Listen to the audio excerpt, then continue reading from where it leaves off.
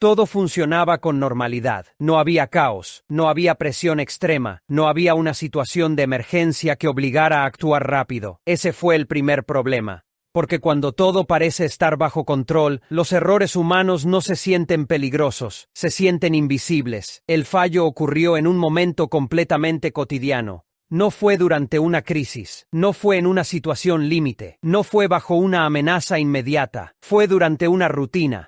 Una de esas acciones que se repiten tantas veces que el cerebro deja de analizarlas paso por paso, una acción automática, un procedimiento aprendido de memoria. Una decisión tomada casi sin pensar. El error no fue grande, no fue una explosión, no fue una alarma, no fue algo que obligara a detenerlo todo. Fue pequeño, tan pequeño que, cuando ocurrió, no pareció merecer atención, y eso lo volvió peligroso. El sistema siguió funcionando. Los procesos continuaron, las métricas no se dispararon, los resultados parecían aceptables, nada gritaba que algo estuviera mal. Y cuando nada grita, nadie escucha. Pero había un detalle que no encajaba del todo, un resultado ligeramente distinto. Una variación mínima, algo que no coincidía exactamente con lo esperado. No era suficiente para generar pánico, pero sí para generar una duda. Alguien lo notó, y ese momento es clave en esta historia, porque ahí existió una oportunidad real de detener todo.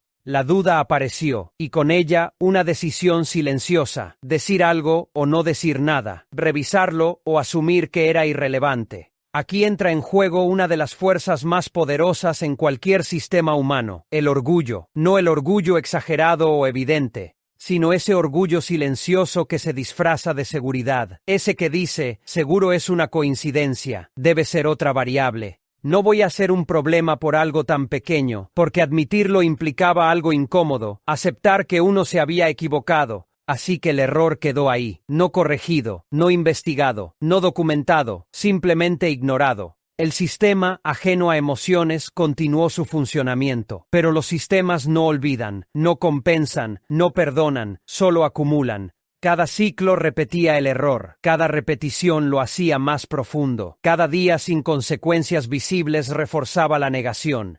Y mientras más tiempo pasaba, más difícil se volvía a admitirlo, porque ya no era solo un error técnico, era una responsabilidad. Aquí ocurre algo crucial. El error dejó de ser un evento aislado y empezó a formar parte del funcionamiento normal. Se volvió rutina, y cuando un error se vuelve rutina, deja de verse como error. En ese punto, corregirlo ya no era sencillo, porque hacerlo implicaba cuestionar procesos completos, revisar decisiones pasadas, aceptar que se había permitido avanzar algo incorrecto. Y eso no es fácil para ningún sistema humano. Aquí nace la verdadera tragedia de esta historia. El error era pequeño, pero admitirlo se había vuelto enorme. Y cuanto más grande se volvía la carga de admitirlo, más se postergaba la corrección, hasta que ocurrió algo inevitable. El error dejó de ser silencioso, las consecuencias empezaron a hacerse visibles, pero para ese momento ya no era solo un fallo técnico, era un problema estructural, algo integrado al sistema, algo de lo que dependían otras decisiones, algo que ya no se podía quitar sin causar daño.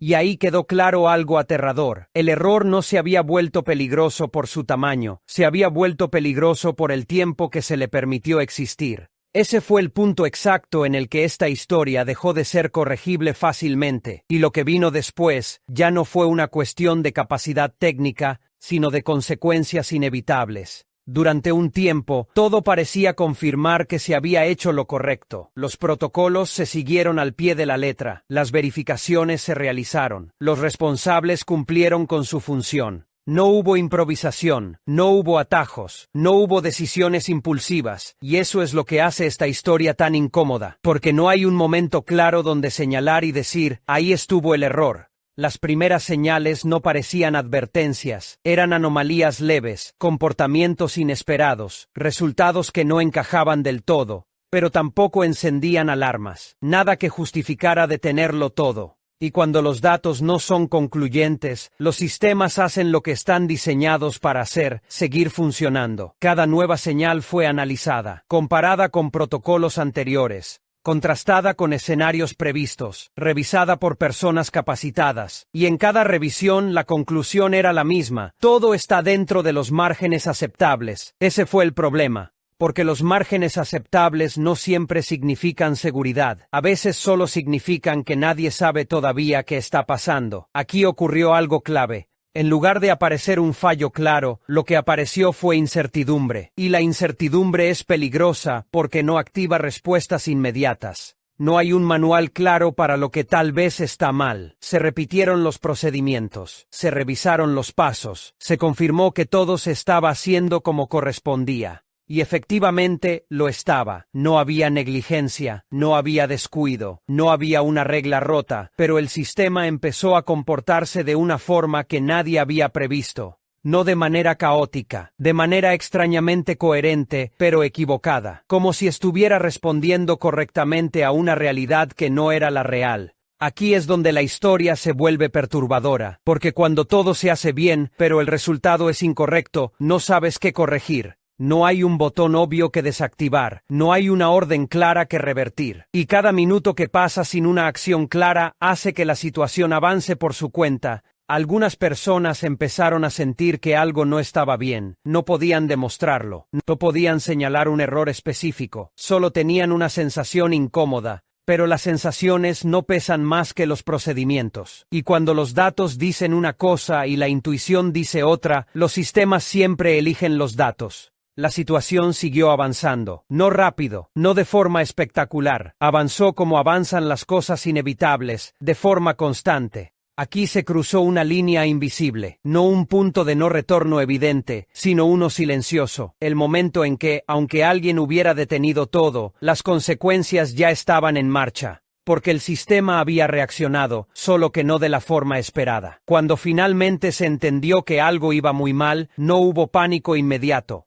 Hubo incredulidad, porque aceptar lo que estaba ocurriendo implicaba aceptar algo mucho más perturbador, que seguir todas las reglas no había sido suficiente. Y eso es difícil de aceptar, porque si hacer todo bien no garantiza un buen resultado, ¿qué lo garantiza? Las acciones correctivas llegaron. Pero llegaron tarde, no porque nadie quisiera evitarlas, sino porque nadie sabía cuándo era el momento correcto para intervenir. Y cuando ese momento se volvió evidente, ya había pasado. En ese punto la tragedia ya no podía evitarse, no por incompetencia, sino porque el sistema nunca estuvo preparado para ese escenario. Y lo que ocurrió después dejó una lección que todavía incomoda hoy. A veces, no hay una decisión equivocada que corregir, solo una realidad que nadie supo anticipar. Cuando todo terminó, no hubo una explicación simple, no hubo un responsable claro al que señalar, no hubo una decisión absurda que corregir, no hubo un error evidente que sirviera de alivio, solo consecuencias. Las consecuencias fueron reales, personas afectadas, daños irreversibles,